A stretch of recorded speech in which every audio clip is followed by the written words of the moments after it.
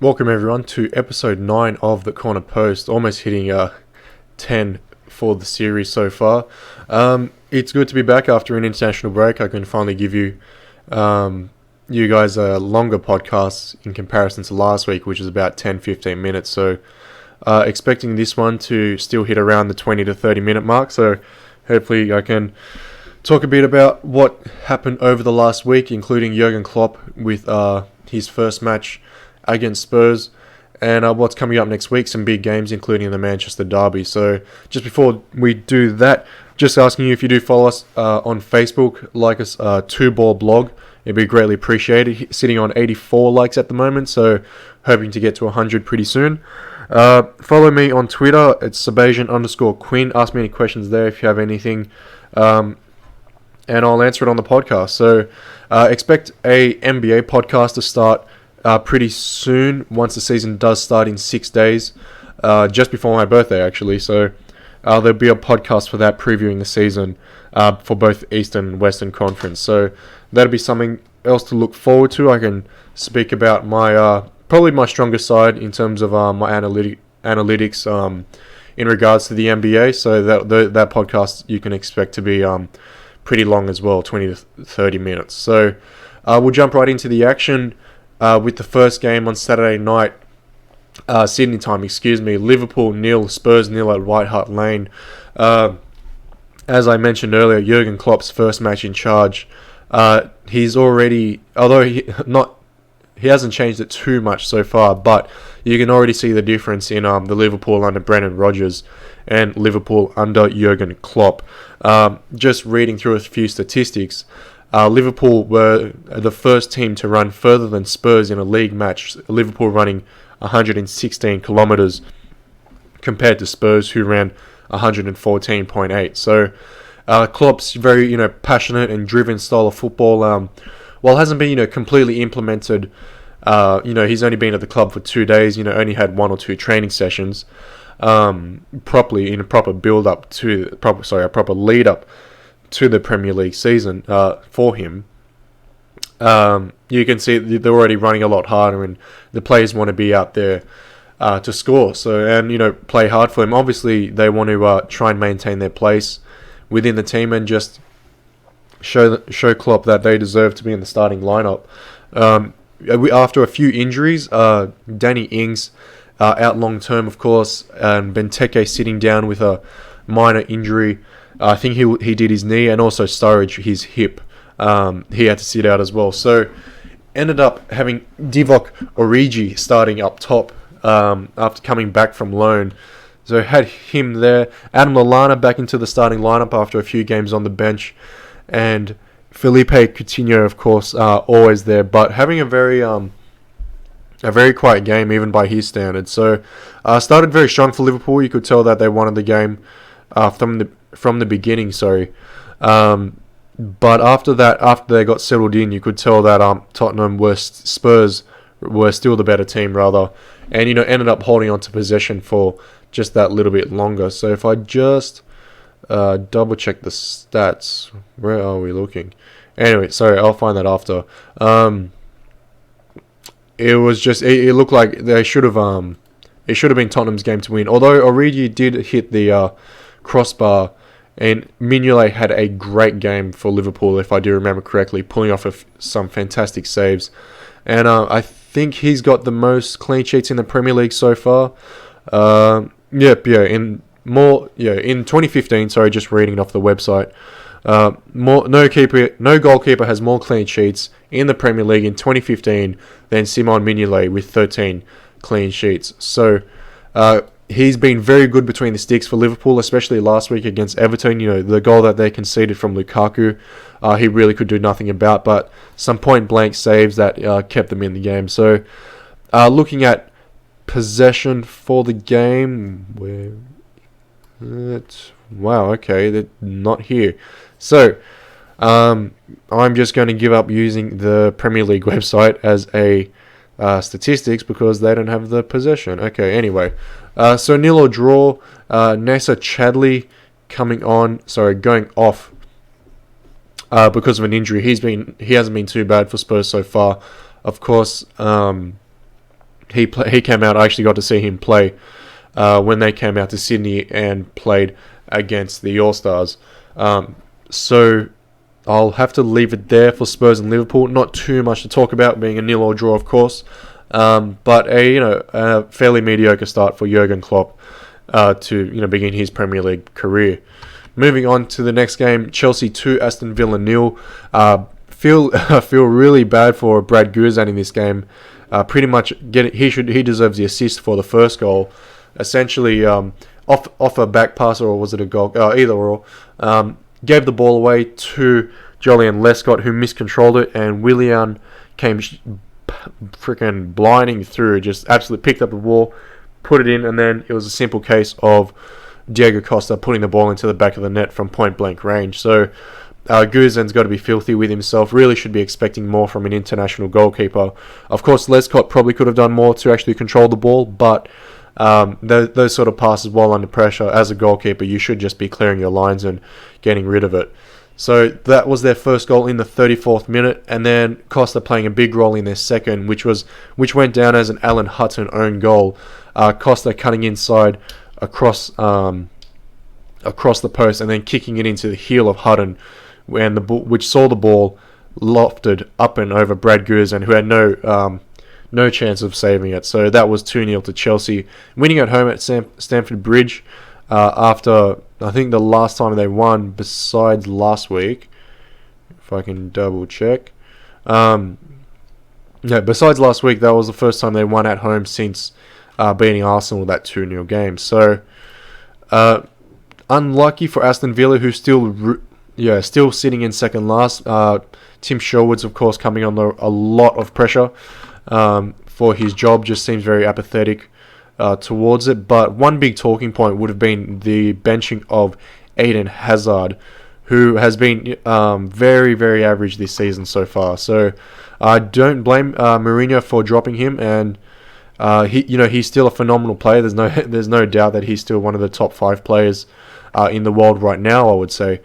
But that being said, when you have Mourinho going around saying in pre-season that Hazard's just as good, if not better, than the likes of Ronaldo and Messi, you'd really hope for him to be backing that sort of praise up. So Hazard on the bench, look for him to bounce back. He's definitely the type of player that if you get under his skin like Mourinho has, by benching him, he'll come back and have a strong game next week. So but I would say chuck Hazard in your fantasy team if you've got the money and the space.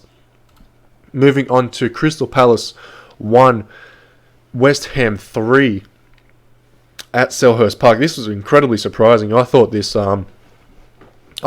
Ham would have stolen it, but not by this much. So just looking at the goals in the 22nd minute, Carl Jenkinson on loan from Arsenal scoring another goal. I think he's got more goals than Benteke in the Premier League so far, if I'm not mistaken.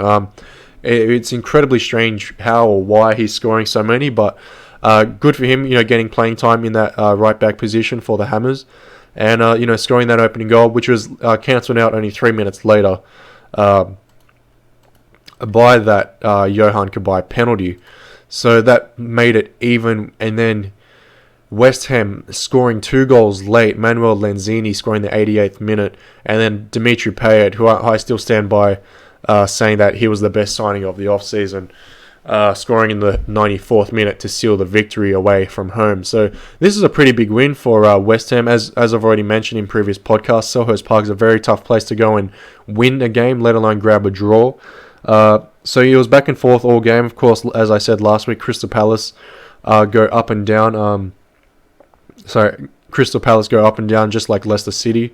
So for the Hammers to hold on to that 1-1 draw, they probably would have been happy with, but to take away the win, I'm sure was even better for them. So, of course, Payet he's been absolutely phenomenal for them. Just double checking his stats, I'm pretty sure he's got 4 or 5 goals so far this season. 5 goals this season. I think he's had 6 assists. He leads the Premier League in chances made, which is ahead of the likes of Ozil and Oscar and whatnot from Chelsea. So definitely putting West Ham in a position to score some goals and actually win some games. So Be interesting to see how they go for the rest of the season. Of course, that pushes them back into fourth, ahead of Leicester City on 16 points. So I don't think anyone saw this red hot start from Leicester. It's just from West Ham. Just a matter of whether they can actually keep up the effort and actually maintain the results. So I'm sure you can say the same thing about Chelsea, currently sitting mid-table. So I'm sure in the long run things will balance out. But hey, while West Ham are up top in the top four, I'm sure they won't be complaining. So moving on to a very surprising game: Everton 0, Manchester United 3. After getting slaughtered by Arsenal 2 weeks earlier, United coming back and winning 3-0. I did say that this game could have gone either way. Everton either latching onto a wounded United or Manchester United coming out and making a statement, which they did, dominating the game very impressively. Schneiderlin opening the scoring in the 18th minute and Herrera putting the ball away very calmly in the 22nd. And then of all players to score against Everton, Wayne Rooney in the 62nd minute, finishing past Tim Howard, who really had no chance of stopping the shot from Rooney, who was very powerful shot into the corner. Of course, Rooney being one of the Everton's former young boys and one of their young English talent who was supposed to make it big at Everton and save the team before signing for United. So a huge victory for United, definitely needed, coming off the loss to Arsenal. That puts them even in third on 19 points. Sorry, even in second on 19 points. Still 2 points behind cross-city rivals Manchester City. But looking at the scores, it's very good to see Rooney back in the score sheet after having a very, very dry spell across the last few Premier League games and whatnot. And just reading here, Rooney's goal pulls him level with Andy Cole, with 187 goals in Premier League history. And he's only second to Alan Shearer, of course, the legend himself, sitting on 260. So, actually, just continuing these stats, Wayne Rooney netting his first away goal since November 2014, a total of 1,550 minutes without scoring a goal. And, oh wow, this is a huge one. Sorry, last one before I bore you guys with stats. It was his first goal at Goodison Park, back at Everton, since April 2007. So that's 8 years ago now. That's remarkable. So, Rooney coming back to haunt his former team, I suppose. It has been a while since he's played for them. But yeah, not too much else to say. Of course, Van Gaal, good to be back in the driver's seat for him. And very surprising. I expected a bit more for Everton to come out and play a bit stronger. They, weren't completely in the game. United, when they did come out and get those early goals, definitely putting Everton under the pump and really killed off the game early with those 2 goals in the 22nd minute. So once it gets to there, I think the Everton spirits would be down and out and very hard to come back from a 2-0 lead against a team like Manchester United. So moving back across town to the Etihad Stadium, ravaged by injuries, Manchester City can do no wrong except for conceding a single goal. Winning 5-1 against Bournemouth. Raheem Sterling, the man of the moment, scoring a first half hat trick in the 45th minute plus 3 minutes injury time. He's been very quiet for City, not impressing too much. Still half decent on the ball, nothing too special, but he wasn't scoring goals. He wasn't doing too much for them. So Sterling, good to see him on the score sheet, as much as Liverpool fans would hate to admit. He's still definitely a classy player, but with the injuries that have been piling up on Manchester City, it was about damn time that he stepped up and started scoring some goals. So, of course, no Sergio Aguero. You've already lost Edin Dzeko to Roma, so that meant Wilfred Boney started at striker, and he opened his Manchester City account in the 11th minute. Which was the second goal, Sterling opening the game, scoring in the 7th, and then followed by Boney opening his personal account in the 11th minute. So they killed off the game very early on. It was 2-0 at that point when Glenn Murray scored a very well-placed shot, actually, for Bournemouth in the 22nd minute, but Sterling quickly following up in the 29th, making it 3-1 and then 4-1 just before half-time. So after that, it was just about over. A very quiet game. for City. After that 4-1 at halftime, there's not too much else you want to do. But of course, City aren't the team to sit back and maintain a very safe lead. They were still going at it, trying to get that 5th goal, which came in the 89th minute with Wilfred Boney putting away quite a sloppy goal, if I'm not mistaken. But a goal's a goal in the end, and they can't complain too much. I'm just fairly concerned with all the injuries for Manchester City. Of course, they have enough money to cover it, incredibly deep. Their bench, most of those players good enough to start for any other Premier League side. So Vincent Kompany, of course, still missing for a few weeks. Yaya Toure, he's in the side but still hobbling around. And then of course Sami Nasri just coming back. David Silva, importantly, not in the team. So it came down to Kevin De Bruyne scoring a last-minute goal against Sevilla in the Champions. In the midweek game to secure a win. So that rotation is going to be very hard for Manuel Pellegrini to maintain. Just make sure players are fit and staying healthy. So it is going to be a test for him to see how good his managerial skills are. Moving on to Southampton 2, Leicester City 2. Southampton going up surprisingly 2-0 early. I think this looks like their season's turning around. Before Jamie Vardy scoring in the 66th minute and then tying the game up in the 91st minute. I think that makes Vardy definitely the top goal scorer, if I'm not mistaken. Yeah, it has to be 9 goals in the past 9 games. So it's been a great run of form for him. Of course, Southampton not starting the season too brightly, but slowly turning it around. Currently sitting in 8th position on 13 points, equal with Everton and Merseyside rivals Liverpool. But yeah, Jose Fonte, one of their centre-backs, scoring for the first time. I remember hearing 58 matches or so. And then I think centre-back partner Virgil van Dijk, scoring in the 37th to give them a fairly comfortable lead. But Vardy, of course, as I mentioned earlier, Leicester City not being too afraid to keep pressuring the defence and continue attacking.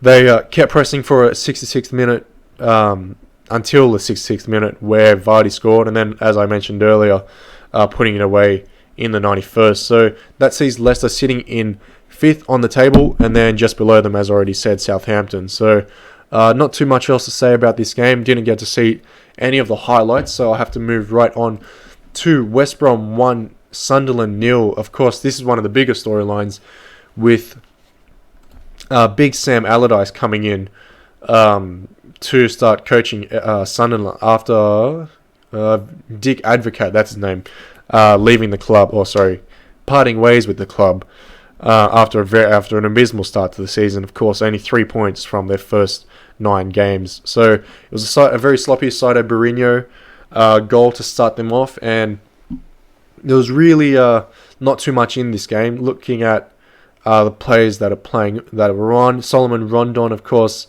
there's that hilarious video of one of the centre-backs just jumping over him, and then Rondon catching the centre-back before his head touches the ground, and then flipping him over so that he lands safely on his feet. So good guy Rondon, does, of course, no one wants to see anyone get hurt in this kind of situation, but I think one area of concern for Tony Pulis, I really think he should be rotating the players. Just looking at the bench that they have, you're looking at Ricky Lambert, of course. When you got Berahino and Rondon starting up front, you just want to give one of them a rest every now and then. Ricky Lambert, he's not a out-and-out striker, but he still has the opportunities. When he has the opportunity, he can put the ball away. So maybe he doesn't trust him, doesn't like the way he plays. It definitely doesn't suit their style, I got to say. But, if they do need a big target man to put up top, then you've definitely got him. One other player that I'd like to see play more is Victor Ancheby, who had a very good spell at Everton before moving to West Brom after a few years with the Toffees.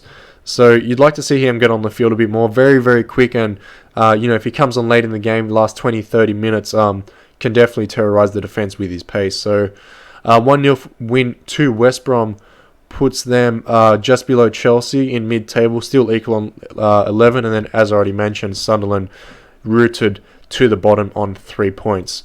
Moving on to Watford and Arsenal, a 3-0 win for the Gunners away at Vicarage Road. While it does sound like a very comfortable win for Arsenal, it was a very tough opening for both teams in opening 60 minutes rather.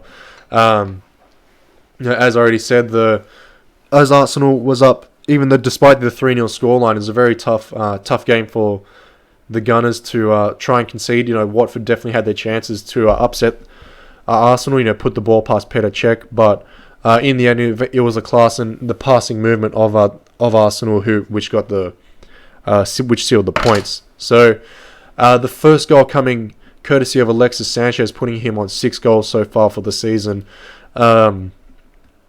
Off what probably could have been a penalty for Ozil, a beautiful passing movement from Cazorla to Ozil, putting him through on goal before, as he was about to take a shot, was taken out by a Watford defender, but fortunately the ball conveniently fell to Alexis Sanchez, who nicked the ball into the post, which then went into the net. So moving on, Olivier Giroud coming on for Theo Walcott. And scoring, what I think was his first touch of the game, if I'm not mistaken.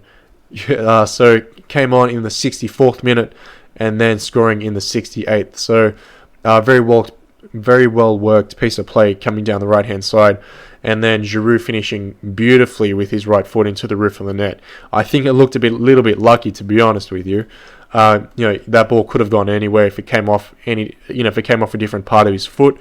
Could have skied it completely, could have gone closer to the corner post, but ended up in the back of the net, fortunately for Arsenal. Of course, Giroud speaking about lacking confidence and not having the game time, but when he can come on and score goals off the bench like he has been doing, I think he can't be complaining too much. So that was sealed by Aaron Ramsey. The game was sealed, by Aaron Ramsey in the 74th minute, putting the ball away after it just jumbled up everywhere and ricocheted off more than a few players. So very messy goal, but goal's a goal for Arsenal. I think they'll take it. Currently sitting in second behind Manchester City on 19 points. So that's that for Arsenal. The final 2 games of the round, it was Newcastle 6, Norwich 2. Georgino Wijnaldum scoring 4. I didn't even say that name. Wijnaldum. There we go. Scoring 4 goals out of the 6 to beat Norwich at home at St. James's Park. Jose Perez and Alexander Mitrovic, the hot-headed Mitrovic. I'm not sure. Let's see if he got a yellow card or not in this game. Chikiote. No yellow for him. That's incredibly surprising. So, anyway, 6 goals, 8 goals in total for this game. It could have easily been 6-5. Norwich had a lot of chances to put the ball away and make a game of it, but it ended up being 6-2. Very, I wouldn't even say it was a dominant display from Newcastle. Just a lack of, it was a very Ole defense, as EA Sports FIFA would put it. So you can go straight through, score whatever goals you want. It was just a matter of actually finishing and putting the ball away. So 6-2, watching the highlights, some decent goals from them. Nothing too special out of this world, but a 6-2 win is, you would think would be a very exciting game, which I would say this one was. So Newcastle still in the relegation zone, but only just sitting in 17th on 6 points, only 2 points behind Bournemouth. And meanwhile, Norwich only sitting 3 places above them on 9 points, just below Watford. So I think these 2 teams will stay up in the Premier League. Maybe, I think, if there was any doubt, it would be Norwich to get relegated. I think Newcastle will find their form after signing so many players. But yeah, have to leave it at that. Moving on to the last game, Swansea 0, Stoke City 1. Watching this game, Swansea really should have been putting the ball away. Stoke getting a penalty in the 4th minute, with Boyan stepping up and putting that one away nicely against Fabianski. So really not too sure what's happened with Swansea. They are still playing very good football, moving the ball well, still the same players. I mean, it's not like someone's gone down with injury But, you've got Jefferson, Montero out on the wing, Keys playing well, Sigurdsson. The ball's just not going away for them. Of course, they did have that 2-2 draw last week, if I'm not mistaken. But, very, very strange for them to lose, especially at home at the Liberty Stadium. As I've always said, going over to Wales is very tough for the Premier League teams, English sides rather. But it is nice to see Stoke come away with that win. As I've been saying, very disappointing in their start to the season, but that puts them mid-table just above Chelsea on 12 points, while Swansea, who were in contention for Europe, now sit down below with Norwich and Watford on 10 points. So hopefully they can turn their season back around after starting so strongly. Of course, Gomes with the Panther-like celebration, that hasn't been seen for a while. Jack Cork playing very well in the midfield, but just has to step up his game in terms of the offensive end. And you just like to see Swansea play well, because they're definitely a very feel-good side. You want to see this team do well after not being in the Premier League for so long. So I'll have to leave it there for last week. Moving on to this week's matches. Some very big games coming up. With starting, well, not to start with, but towards the end rather. Aston Villa at home to Swansea. So this would prove to be the perfect chance for Swansea to turn it around against an Aston Villa side which hasn't been impressing too well. So, of course, coming off that 2-0 loss to Chelsea isn't the best for the Villains, but playing at home at Villa Park might just give them the edge over the Welsh team. So, I'm going to go with a 1-1 draw for this one. If not that, then maybe a 2-1 win for Villa to steal the points. So, looking at Leicester and Crystal Palace, this is one game that I'd love to watch. A 1 a.m. match, Sydney time rather. So it's got the potential to go up and down the whole game and for there to be a lot of goals. But I think both managers will be well aware of the fact that both of their teams can score a lot of goals. So look for a very defensive affair. I would say maybe a 2-2 draw. Both teams will go on the offense, but won't be wanting to push it too hard because of the potential for the other team to counter-attack. Moving on to Norwich and West Brom at home at what was their home ground again? Carrow Road. Sorry, almost forgot it. Of course, Norwich with an opportunity to keep pushing up into mid-table safety, and West Brom still playing off Saito, Mourinho, and Rondon. So I think West Brom will steal this one at home. Rondon and Mourinho both getting on the score sheet. And yeah, Norwich, unfortunately, after the 6-2 loss against Newcastle, their morale would be on an absolute low right now. So, moving on to Stoke and Watford. Of course, these games so far haven't been all too fly, but Stoke, after winning 1-0, I would say they continue that kind of form and beat Watford at home. Should be an easy game for them. What should be interesting is West Ham at home to Chelsea. I want to say West Ham might take it, but their form on the road has been incredible against the bigger teams. So when they're playing, a potential top 4 team at home, I'm not quite sure what to say. They could steal this one with a 2-0 win, or Chelsea could come out and try and make a statement with a 3-0 away win. Of course, West Ham, in pretty decent form, having not lost in their last 6 games, rather. 3-1 win, 2-2 draw, 2-2 draw, and then, of course, beating Manchester City away. So, it's a very tough call to make, especially since they're playing at home, as I already said. But I'm going to go with a 1-0 win to West Ham with a late goal from Dimitri Payet. Moving on to probably one of the more interesting games, Arsenal at home to Everton. Can't expect too much from Everton from this game, especially after getting beaten the way they did by Manchester United. So look for Arsenal to take this one comfortably, maybe a 2-1, 3-1 win. Hopefully, keeping the clean sheet. But with the form that they're in after beating Bayern Munich midweek, which was an incredible game, they're going to be full of confidence and to beat the Toffees. So, moving on, Sunderland and Newcastle. I think Newcastle will win this game 2-0 away at the Stadium of Light. Sam Allardyce, of course, wanting to impress, wanting to play well in one of his earlier games first few games in charge, but Newcastle should be able to take that one away. Bournemouth at Vicarage Road at home to Tottenham. Tottenham probably too good, too strong for the Cherries. And finally, last two games, the Manchester Derby Sunday night at 1 o'clock in the morning at Old Trafford, of course. This should be an amazing game to watch, as always. Just the passion of the fans and everything. But one of the talking points, as I already said, was the injuries of Manchester City. Their depth and just how many players they're actually going to have with them is going to be quite concerning. So, United coming off that 3-0 win against a very lackluster Everton team. Should be an interesting game to watch, but I'm going to go with a 2-2 draw with Rooney scoring a double. And now, finally, to end the round, Southampton against their feeder club, Liverpool. So, of course, Liverpool stealing so many players over the years from Southampton.